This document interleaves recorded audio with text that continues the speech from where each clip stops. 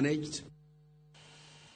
Jodak manya Ibasa mayudore Nyamache kaunti ma Kisii obago ng'anyo mamuol ka giwacho ni moko kuom jogo man gi mbi e sirikal kunyo kendo ketho apaya ma giwacho ni nolos Koten kaunti ma Kisii e neno ni giyudo yote chenro mag wuoth.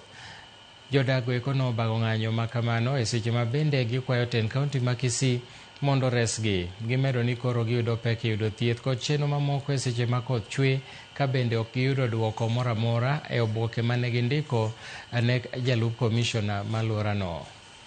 Sio mlitisikiana na sisi vile ambavyo mpaka mkaja mkatulimia barabara.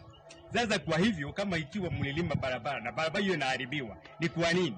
Na wale wenye kuja kuiharibu wanapita njia gani kusudi ndio wafike kwa barabara hiyo, wanakuja kuharibu katika hiyo shamba yenye wanataka kulima.